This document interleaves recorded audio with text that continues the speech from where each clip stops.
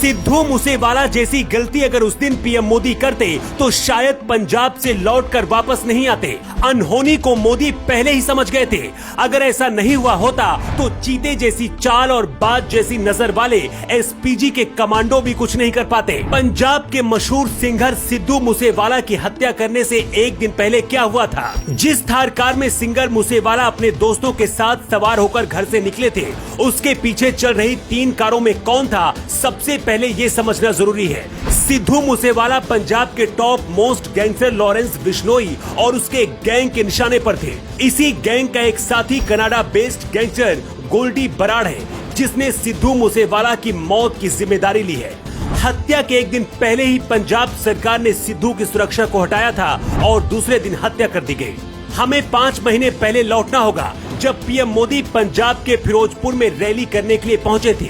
सड़क के रास्ते जब मोदी जा रहे थे, फ्लाईओवर के पास रास्ता रोक लिया गया था। पलक झपकते ही एसपीजी के कमांडो ने अपनी पोजीशन ले ली थी। मोदी इस वक्त अपनी बुलेट प्रूफ कार के अंदर थे। थोड़ी सी भी अगर गलती होती तो एसपीजी के कमांड दुश्मनों को धुआं बना देते। मोदी अगर चाहते तो रैली करने जा सकते थे, लेकिन ना तो रैली की और ना इस बुलेट प्रूफ कार से यहाँ पर निकले, सीधा लौटकर दिल्ली पहुँच गए। 5 महीने पुरानी ये कहानी हमने आपको इसलिए बताई है क्योंकि सिंगर सिद्धू मूसेवाला के पास भी बुलेट प्रूफ कार है, साथ में कमांडो भी चलते थे।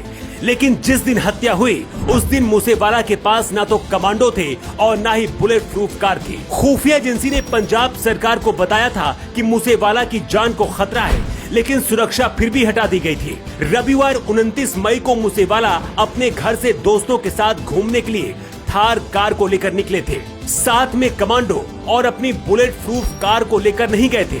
इसकी जानकारी जेल में बंद लॉरेंस बिश्नोई को जैसे ही मिली, जेल के अंदर से ही साजिश रची गई और हत्या कर दी गई। फिर लौटते हैं 5 जनवरी को उस घटना पर जब पीएम मोदी का काफिला रोका गया था।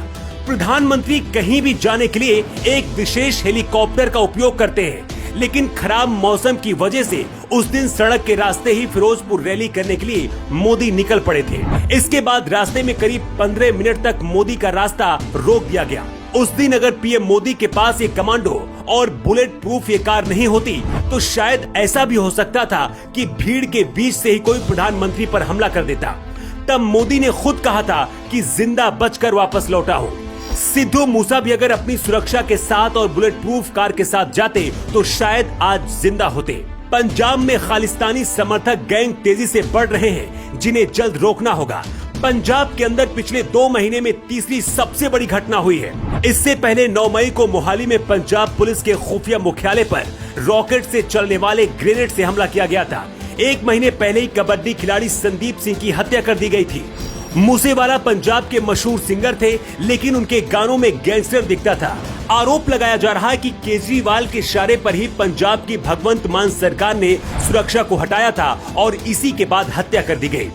वजह कुछ भी हो, लेकिन समय रहते अगर पंजाब में बढ़ते खालिस्तानी समर्थकों को काबू नहीं किया गया तो आने वाले समय में देश और पंजाब के लिए भयावह हो सकता है।